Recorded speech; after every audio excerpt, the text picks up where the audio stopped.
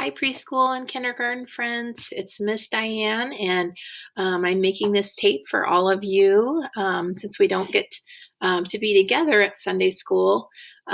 We thought that you would like to watch these videos. Our lesson today is when Jesus, the story of Jesus, turns water to wine. And where we're starting the story is at a wedding party. Thumbs up if you've ever been to a wedding, or maybe you've been in a wedding or to the wedding party. When people get married, a lot of times after the wedding, they have a big party and invite all of their friends and their family, and they serve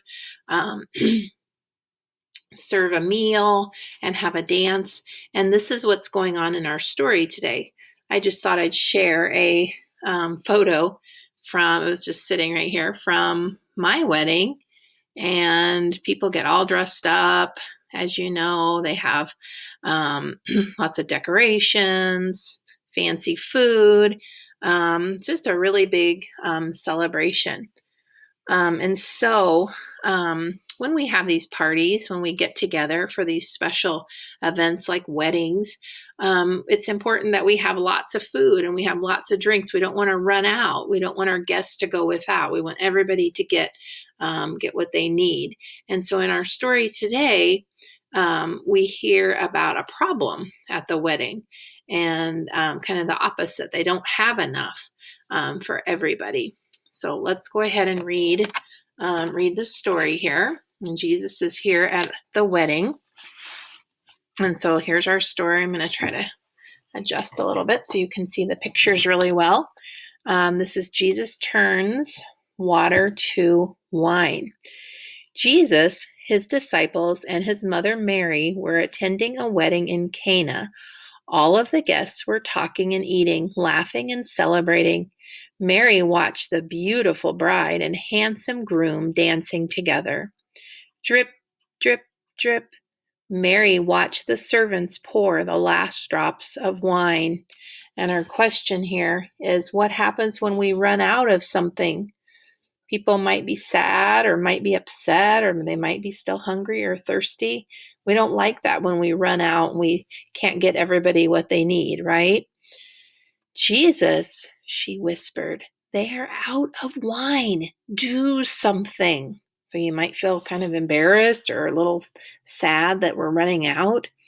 Mother, Jesus whispered back, that is not my concern. So Jesus kind of wants to stay out of it and do his own thing here. But Mary knew Jesus could help. She waved over the servants, the people helping at the wedding. Do whatever Jesus tells you to do. And she's saying, you should always make sure you have everything ready for your party before it starts. That's just good hosting.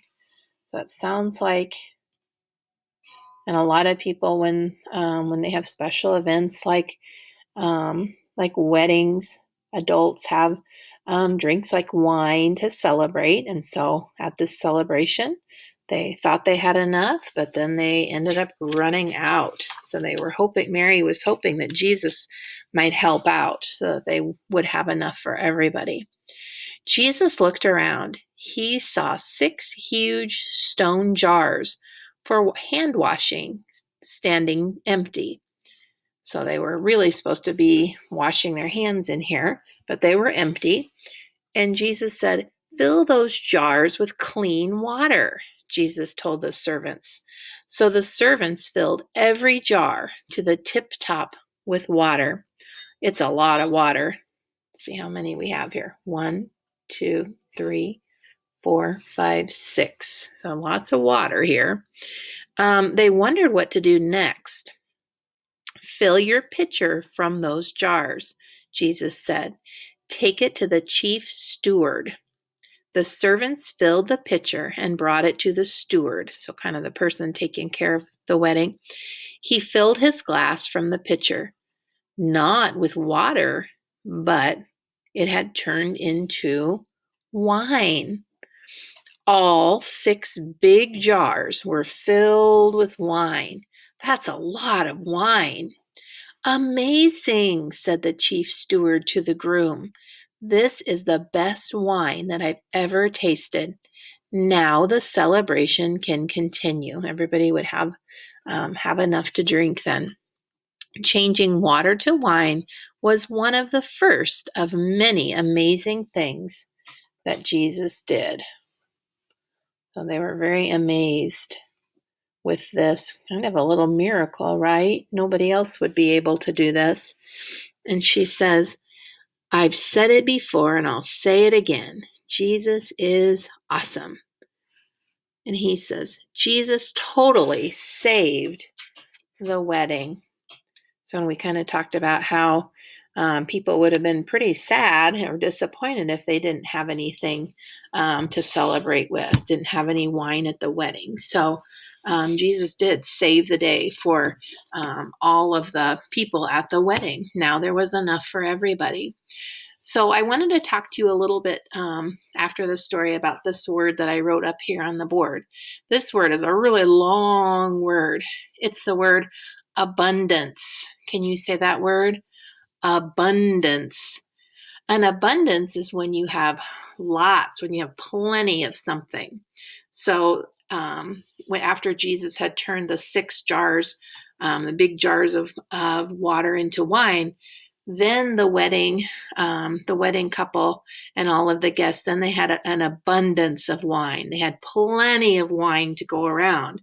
Before they had the opposite. They didn't have any, didn't have enough for everybody. So now they have an abundance after Jesus made sure that everyone had enough. Okay, and so we kind of think of Jesus doing this for everybody. We can kind of think of his love for us. He has an abundance of love for everyone. Kind of like when I think of a family having a new baby. The parents, their love doesn't change for you, but their love grows. They have an abundance of love for everyone. That's kind of how I think of Jesus. He has plenty of love for all of us. And so I was going to ask you, when you think of love, and Jesus has an abundance of love, he doesn't have to split it up between people. He has love for all people, for everyone. When we think of love and Jesus' love and our parents' love for us, moms and dads, we think about what shape do you think about when you hear about love? Most of us would probably say we think of the heart, right, for love. And so my project that I was thinking about that I would do with you if we were at church at Sunday school, but you can do this at home pretty easily, would be to kind of make a craft with paper and hearts. And so what you'll need to do is cut out, and I had some thicker paper, kind of some poster paper, but you can use any paper. If you have construction paper, that might work pretty well. And so what I did was I cut out a heart, and your families can help you at home. You could cut out small, big hearts, medium hearts, and have all kinds of different hearts to use with this project. I just did one medium. And so what I had to do, kind of a resist type of project, what I did was I held down the heart in one place, and then I got my marker, and I had to hold it down pretty tight on the desk here, and I held it down, and I colored all the way around the heart. And maybe if you get somebody to help you, a brother, sister, somebody at home to kind of help you hold that down, and you can color it. You could even do more than one color. I just did one color. I just did kind of a pink, kind of a mauve color. And then I just chose another color, and I held down the heart again, and then I colored around, all the way around. And then when I lifted it up, it kind of creates this other heart below it after I have my pattern here. I picked that up. But you could I was even thinking do small hearts, kind of medium sized. kind of make it into your own. You could do more colors. I found that it worked better. I tried it with colored pencil, but I thought it worked a lot better with markers. I'm not sure how crayon would work. It might work okay too. And then I went ahead and just wrote the words, God loves us all, because he loves all of us. He has an abundance of love, enough love to go around to everybody. And we remember our story from today and how he provided for everybody, for all people. And then my second heart, I just wrote, for my little guy here at home, I wrote, God loves Tommy. So you could even write some special things down in those hearts too, to kind of help you remember this lesson.